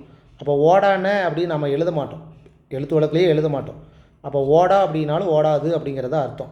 அப்போ ஈறுகட்ட எதிர்மறை பெயரச்சத்தை தான் இங்கே நம்ம பயன்படுத்தணும். ஓர் அணில் மரத்தில் ஏறின, அப்போ ஒரு வேறுபாடு இதில் வரும். எப்படி பார்க்கலாம், உயிரெழுத்துக்கு முன்னாடி ஓகே தான், ஆனால் ஒரே ஒரு அணில் தான் சொல்லியிருக்காங்க, கரெக்டுங்களா? அப்போ ஒரு அணில்னால் ஏறியது அப்படின்னு தான் வரணும், தூளை தான் முடியணும். நான் வாங்கிய நூல் இது அப்படின்னு வந்தால் என்ன வரும், ஒருமிக்கே உண்டானது. அப்போ அன்றுன்னு வரணும். ஓகேங்களா? சரி. காவிரி பூம்பட்டினத்தில் வாணிக பொருள்கள், காவிரி பூம்பட்டினத்தில் வாணிக பொருள்கள் பன்மை, மண்டி கிடந்தன பன்மையில் தான் முடியணும். தமிழர்களின் வாழ்வில், ஓகே, தமிழர்களின் வாழ்வில் இசை அப்படிங்கிற அதாவது இசை சிறந்த இடத்தை பெற்றிருந்தது, ஒருமையில் ஆரம்பிக்கிறதுனால ஒருமையில் தான் முடியணும். பெண்கள் அப்படிங்கும்போது பன்மையில் ஆரம்பிச்சிருக்கு, கல்வி விதியில் ஆரம்பிச்சிருக்கு. எல்லா துறையிலும் பணிபுரிகின்றார்கள் அப்படின்னு வரணும், பணிபுரிகின்றார்கள் அப்படின்னு வரணும். தமிழகத்தில் எண்ணற்ற தொழில்நுட்ப பயிலகங்கள், இங்கே தான் எழுவாயே, இது அதனுடைய விளக்கத்தை தான் சொல்கிறாங்க. அப்போ பயிலகங்கள் அப்படிங்கும்போது நிறையா இருக்குது, அப்போ உள்ளன அப்படின்னு தான் முடியணும். ஓகேங்களா? சரி. இப்போ கொஸ்டினாக ஒரு சில கொஸ்டினை ஆப்ஷன் வச்சு இருக்குது பாருங்கள், என்ன ஆன்சர் வருது, எதனால் வருது அப்படிங்கிறதையும் நம்ம பார்த்துடலாம். கீழ்காண்பவற்றுள் முன்னிலை பெயர்கள் மட்டும் அமைந்துள்ள சரியான இணையை தேர்வு செய்க அப்படிங்கிறாங்க. அப்போ முன்னிலை பெயர்கள், தன்மை பெயர்கள், படர்க்கை பெயர்கள் நமக்கு தெரியணும். முன்னிலை அப்படின்னா என்னது? முன்னாடி இருக்கிறவங்க. அப்போ நீ, நீங்கள் அப்படிங்கிறது தான் கரெக்ட். படித்தனர் என்ற சொல் மூவிடங்களில் எதனை சார்ந்தது அப்படின்னு கேட்குறாங்க. படித்தனர் அப்படின்னு என்னது? ஆக்சுவலாக நான் படித்தனர் அப்படின்னு வருமா? அப்போ தன்மையில் வராது. நீ படித்தனர் அப்படின்னு வருமா? அப்போ முன்னிலையிலையும் வராது. அவர்கள் படித்தனர் வருந்தானே. அவர்கள் அப்படிங்கும்போது பலர்பால். பலர்பால் எந்த கேட்டகரியில் வரும்? படற்கையில் வரும். அப்போ படற்கை வினையில் தான் வரும் அப்படிங்கிறது நம்ம சூஸ் பண்ணணும். ஓகேங்களா? படற்கை பெயர் கிடையாது, படற்கை வினை. இதுக்கு தான் அந்த பாக்ஸ் ஐட்டத்தில் நான் சொல்லியிருந்தேன். தன்மை முன்னிலையை படற்கையில் நம்ம கண்டுபிடிச்சிடலாம். அதில் பெயர்கள் எது, வினைகள் எது அப்படிங்கிறதையும் நம்ம தெரிஞ்சுக்கணும் அப்படிங்கிறது தான். ஓகேங்களா? பொருந்தாத இணை. தன்மையில் பெயர் நான், யான், யாம் இது எல்லாமே கரெக்டு தான். படற்கையில் பெயர் அவை, அவர்கள் இது எல்லாமே அவை அதுன்னு வரும். அது எல்லாமே ஓகே, படற்கை பெயர் தான். முன்னிலையில் வினை, வினைச்சொல் வந்தீர் அதெல்லாம் கரெக்டு தான். தன்மையில் வினை என்ன சொல்கிறாங்கன்னா சென்றால் அப்படின்னு இருக்காங்க. அல்லில் முடிஞ்சால் என்ன வரும்? ஆக்சுவலாக தன்மையில் பெயர்ச்சொல் வரும். அப்போ இது வினைன்னு கொடுத்துருக்காங்க. அப்போ இதுதான் தவறு. அப்போ இந்த மாதிரி ஆப்ஷனையும் நீங்கள் யோசிக்கணும். அதுக்கு தான் அந்த பாக்ஸ் ஐட்டை நல்லா தெரிஞ்சுக்கணும் அப்படிங்கிறது. வந்தோம் என்ற வினைமுற்று சொல்லுக்குரிய சரியான தன்மை பெயர் எது அப்படிங்கிறாங்க. வந்தோம் அப்படிங்கிறதோட சரியான தன்மை பெயர் எதுன்னு கேட்டால் என்ன சொல்லணும்? நாம் அப்படிங்கிறது தான். வந்தேன் அப்படின்னு கொடுத்துருந்தா நான் இல்லை யான் சொல்லலாம். ஓகேங்களா?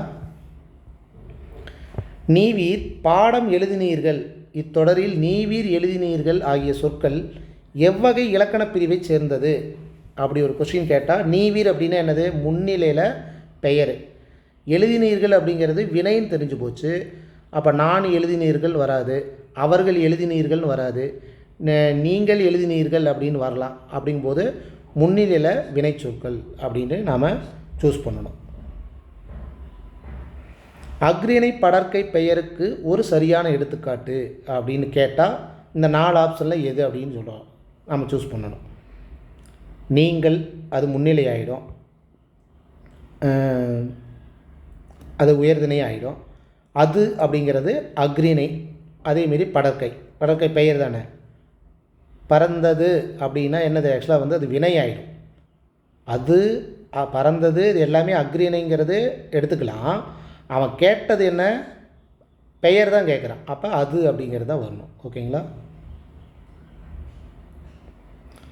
பரந்தன என்ற படற்கை வினைமுற்று எவ்வகை திணை மற்றும் பாலை உணர்த்தும் அப்படிங்கிறாங்க. பரந்தன அப்படிங்கிறது அக்ரிணைன்னு தெரிஞ்சு போச்சு.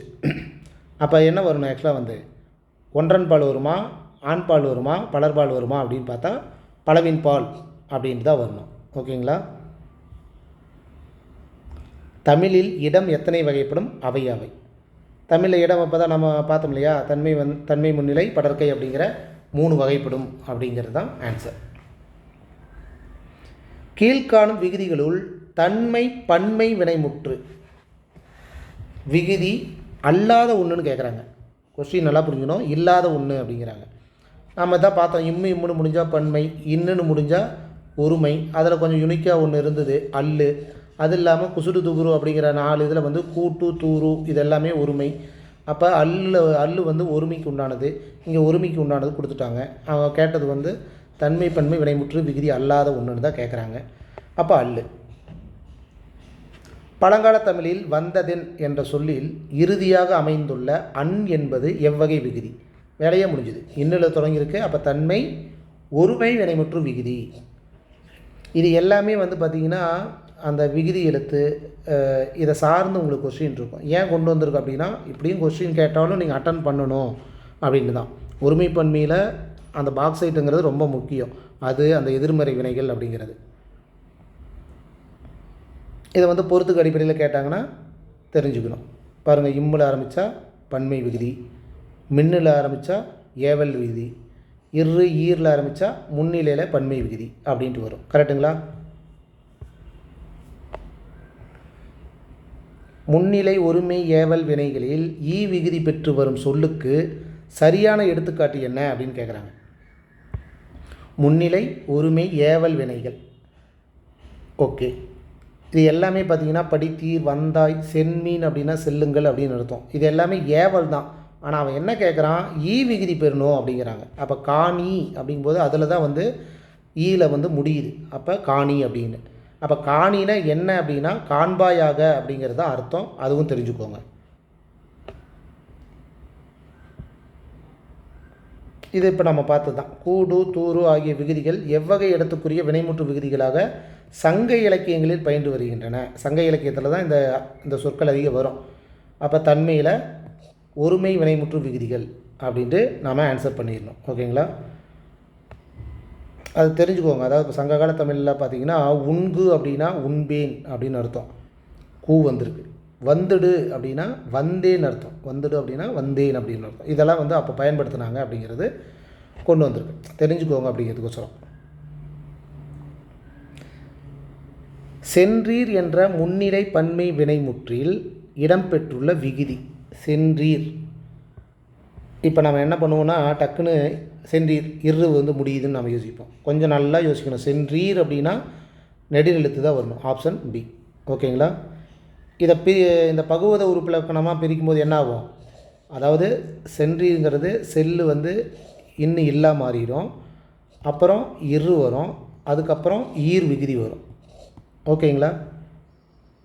நீங்கள் இந்த புக் பேக்கில் பார்த்துருப்பீங்க. அதாவது பகுதி விகுதி நம்ம டக்கு டக்குன்னு தெரிஞ்சுக்கலாம். அதிலே தன்மை ஒருமை வினைமுற்று விகுதி, தன்மை பன்மை வினைமுற்று விகுதின்னு கொடுத்துருப்பாங்க. அப்போ இந்த மாதிரி அந்த டாப்பிக்கெல்லாம் நம்ம படிக்கும்போது நாமளே வந்து ஈஸியாக கண்டுபிடிச்சிடலாம். ஈர் அப்படிங்கிறது முன்னிலையோட பன்மை வினைமுற்று விகுதி அப்படின்ட்டு நாம் எழுதிக்கலாம். சரிங்களா?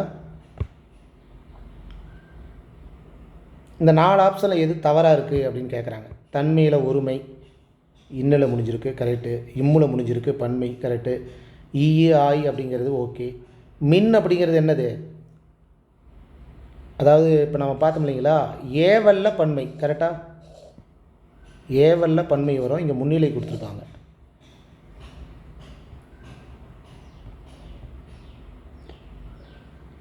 ஓகே, இப்போ ஒரு வாக்கியத்தை கொடுத்துட்றாங்கன்னு வைங்க.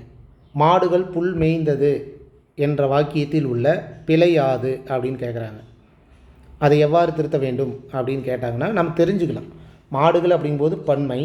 அப்போ புல் மேய்ந்தது அப்படின்னு வருமா? புல் மேய்ந்தன அப்படின்னு வரணும். அது என்ன சொல்கிறாங்க? எழுவாய் அக்ரிணை பன்மை மாடுகள் அப்படிங்கிறது. ஆனால் பயனிலை வந்து என்ன சொல்லியிருக்காங்க? அக்ரிணை ஒருமையாக உள்ளது. மாடுகள் புல் மேய்ந்தன என திருத்த வேண்டும். அவ்வளோதான். அதாவது வந்து ஆன்சரையே ஆப்ஷனாக கொடுத்துருக்குறாங்க விளக்கத்தோடு. அவ்வளோதான். அடுத்த கொஸ்டின் பாருங்கள். கீழ்காண்பவற்றுள் உயர்திணை எழுவாய்க்கு பின் உயர்திணை பயனிலை சரியாக அமைந்துள்ள வாக்கியம் எது அப்படின்னு கேட்குறாங்க. உயர்திணை எழுவாய். அப்போ செல்வி உயர்திணை, பறவைகள் அக்ரிணை, இதை தூக்கிடலாம். அண்ணன், இந்த 3ல் ஏதோ ஒன்று வரும். ஒன்று உயர்திணை எழுவாய்க்கு பின் உயர்திணை பயனிலை சரியாக அமைந்துள்ள அப்படிங்கும்போது செல்வி பாடம் படித்தால் வரணும். அப்போ படித்ததுன்னு கொடுத்துருக்காங்க. இது தப்பு. இது நமக்கு தேவையே இல்லை. ஆனால் உயர்திணை தான் கேட்டிருக்காங்க. அண்ணன் நாளை வருவான் வரணும்.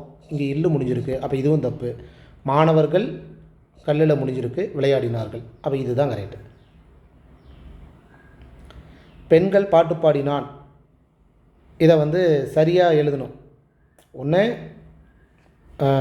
ஒருமை பெண் பிள்ளைகள் தொடரும் அப்படிங்கிற மாதிரி கேட்கலாம், இல்லை இப்படி கூட கேட்கலாம்.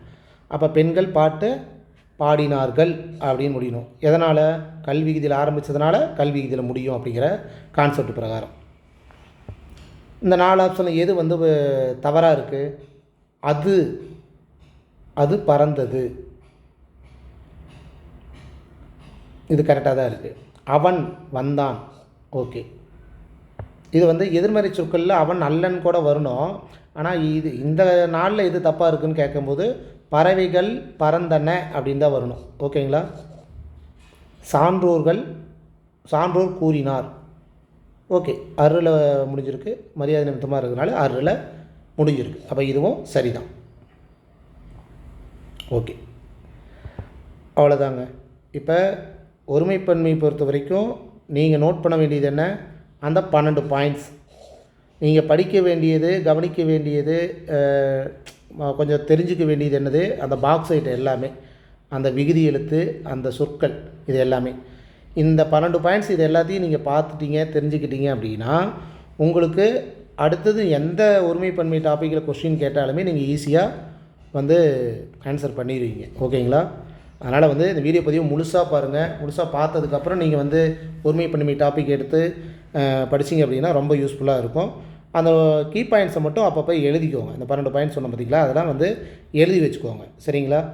அப்புறம் ப்ரீவியஸ் கொஸ்டின் இப்போ 5 டாப்பிக்கு நடந்ததுக்கப்புறம் இந்த 5 டாப்பிக்கு வைஸாக இருக்கிற கொஸ்டின், ப்ரீவியஸ் கொஸ்டின் எல்லாத்தையுமே வந்து ஒரு லைவில் வந்து கொஸ்டினாக கேட்பேன். அப்போ வந்து உங்களுக்கு ஈஸியாக வந்து ஆன்சர் பண்ணுறதுக்கு கொஞ்சம் யூஸ்ஃபுல்லாக இருக்கும். சரிங்களா? சரி, ரைட். இந்த வீடியோ பதிவு உங்களுக்கு யூஸ்ஃபுல்லாக இருக்குதுன்னு நினைக்கிறேன். யூஸ்ஃபுல்லாக இருந்தால் லைக் கொடுங்க. கருத்து எதாவது இருந்ததுன்னா கமெண்ட் பாக்ஸில் சொல்லுங்கள். நான் மீண்டும் அடுத்த வீடியோ பதிவில் மறுபடியும் நான் உங்களை சந்திக்கிறேன். அப்பப்போ ஷார்ட்ஸ் வீடியோ வரும், அதுவும் வந்து யூஸ் பண்ணிக்கோங்க. சரிங்களா? ஓகே, இந்த வீடியோ பதிவு யூஸ்ஃபுல்லாக இருந்தால் லைக் கொடுங்க, கமெண்ட் பாக்ஸில் உங்களை கருத்துக்களை சொல்லுங்கள். இத்துடன் கிருஷ்ணோபாக்கிலேருந்து நான் உங்கள் ராஜுங்க. தேங்க்யூ.